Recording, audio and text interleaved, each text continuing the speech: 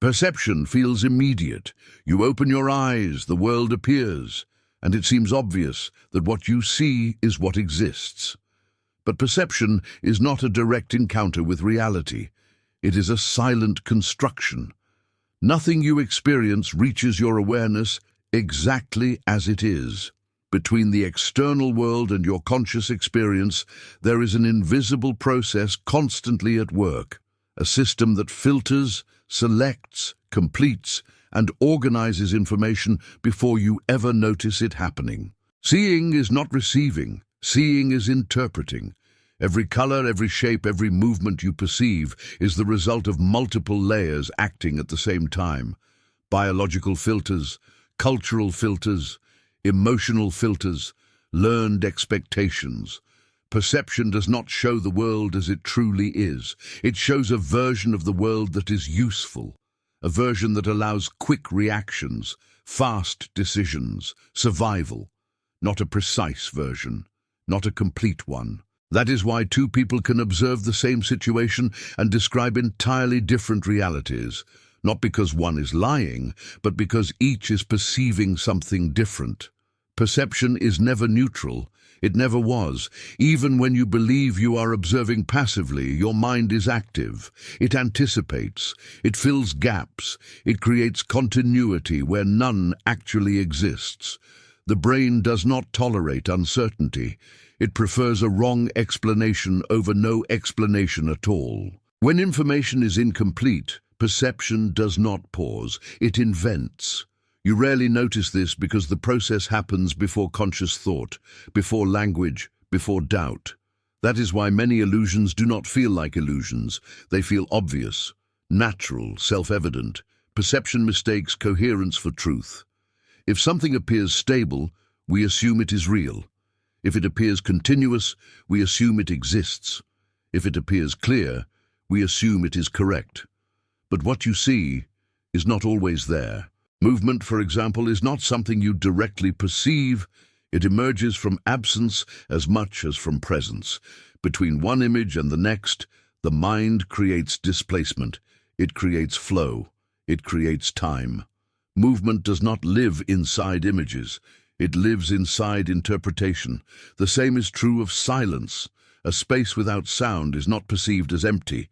The mind fills it with tension, expectation, memory. Absolute silence is not experienced as nothing. It is experienced as discomfort. Because perception does not tolerate emptiness. Where information is missing, meaning appears. Attention plays a decisive role in perception. And attention is never fixed. It moves constantly without your permission. What does not receive attention almost does not exist for conscious experience. It can be right in front of you, clear and visible, yet functionally invisible, not because it is absent, but because it is not perceived. Perception does not register everything. It selects, and that selection is never objective. It is shaped by expectation. If you expect danger, you will see threat first. If you expect calm, the same environment will appear safe. Perception confirms what it anticipates. This is why prejudice does not only affect opinions, it affects what is literally seen. Perception does not correct beliefs, it reinforces them. Time itself is also a perceptual construction. Intense moments feel long.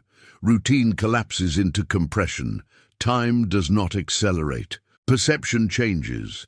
Familiarity makes experience invisible. Novelty expands awareness. That is why many feel that time moves faster as life progresses. Not because time changes, but because perception becomes predictable. Perception is also bodily. You do not perceive only with your eyes. Posture, breath, tension, and internal rhythm shape experience. The same place feels different when you are tired, alert, anxious, or calm. The environment remains the same. The body does not. Perception does not separate body and world. It blends them.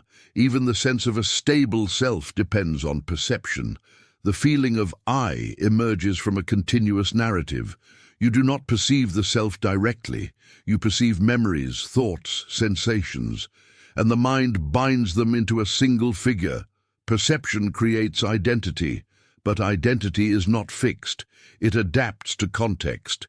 It shifts with situation. That is why sometimes your own reactions feel unfamiliar, not because you are inconsistent, but because perception has changed. Perception does not aim for truth, it aims for functionality, speed, efficiency, continuity. If something works, it remains, even if it is inaccurate. Most of what you see is prediction, a hypothesis updated in real time. You see what your mind expects to see, adjusted by sensory signals. When prediction matches input, everything feels normal. When it fails, surprise appears. Surprise does not reveal reality. It reveals the error in perception. And even then, perception adjusts silently. Rarely do we question what we see, we trust it. That trust is necessary, but it is not proof of truth. What you see is not always there, and what is there is not always seen. Perception is a constant negotiation between expectation and reality, a fragile balance. Understanding this does not mean doubting everything. It means recognizing limits. It means observing without assuming completeness, accepting that every experience is partial. Perception is not a mirror. It is a map, and no map is the territory. When you look at the world, you are not seeing it as it is. You are seeing it as your perceptual system allows. That is not a flaw, it is a condition.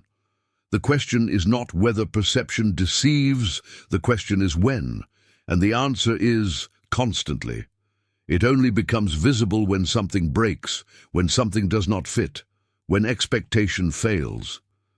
In that brief moment, perception reveals itself, and in that silence the world stops feeling obvious.